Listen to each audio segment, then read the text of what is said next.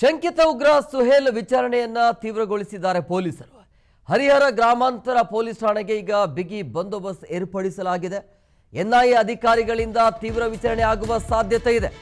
ನಿನ್ನೆ ಶಂಕಿತನನ್ನ 10 ದಿನ ಕಸ್ಟಡಿಗೆ ಪಡೆದಿದ್ರು ಪೊಲೀಸರು. ಮೊಬೈಲ್ ವರದಿಗಾಗಿ ಈಗ ಪೊಲೀಸರು ಕಾಯ್ತಾ ಇದ್ದಾರೆ. ಸುಹೇಲ್ ಮೊಬೈಲ್ನಲ್ಲಿ ಮಹತ್ವದ ದಾಖಲೆ ಇರುವ ಶಂಕೆ ಕೂಡ ಇದೆ.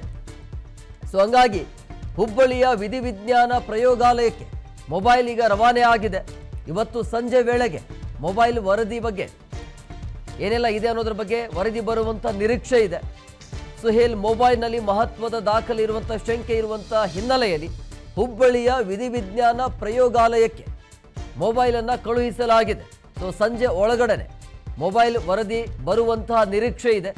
ಶಂಕಿತ ಉಗ್ರ ಸುಹೇಲ್ ವಿಚಾರಣೆಯನ್ನ ಪೊಲೀಸರು ಮುಂದುವರಿಸಿದ್ದಾರೆ. ಈತನ ಮೊಬೈಲ್ನಲ್ಲಿ ಏನಿದೆ, ಆಮೇಲೆ ಈತನ ಕಾಂಟ್ಯಾಕ್ಟ್ ಯಾವ ರೀತಿಯಾಗಿ ಹೇಗೆ ಇಲ್ಲಿಂದ ಪಾಕಿಸ್ತಾನದವರೆಗೂ ಲಿಂಕ್ ಇತ್ತು, ಸೋಷಿಯಲ್ ಮೀಡಿಯಾದಿಂದನ ಅಥವಾ ಈತನ ಓಡಾಟ ಎಲ್ಲೆಲ್ಲಿ ಇತ್ತು ಅನ್ನೋದು. ಈತ ಮೂಲತಃ UP ಅಂತೆ, ಅಲ್ಲಿಂದ ಇಲ್ಲಿ ಬಂದು ನೆಲೆಸ್ಕೊಂಡು ಇಲ್ಲಿ ಪೇಂಟಿಂಗ್ ಕೆಲಸ ಮಾಡ್ತಾ ಇರೋದು ಮಣ್ಣು ತಿನ್ನೋ ಕೆಲಸ, ದೇಶದ್ರೋಹದ ಕೆಲಸ ಮಾಡ್ತಾ ಇದ್ದಾನೆ. ಹಂಗಾಗಿ ಅಂಥವರ ವಿರುದ್ಧ ಕಠಿಣ ಕ್ರಮ ಆಗಬೇಕಾಗುತ್ತೆ. ಆ ಕಠಿಣ ಕ್ರಮವನ್ನು ತೆಗೆದುಕೊಳ್ಳೋದಕ್ಕೆ ತನಿಖೆ ಅಂತೂ ತೀವ್ರಗತಿಯಲ್ಲಿ ಸಾಗ್ತಾ ಇದೆ. ಆತನ ಮೊಬೈಲ್ ಈಗ ವಿಧಿವಿಜ್ಞಾನ ಪ್ರಯೋಗಾಲಯಕ್ಕೆ ಹೋಗಿರುವಂಥ ಹಿನ್ನೆಲೆಯಲ್ಲಿ ಮೊಬೈಲ್ನಲ್ಲಿ ಏನಿದೆ ಅದೆಲ್ಲವೂ ಕೂಡ ಗೊತ್ತಾಗತ್ತೆ.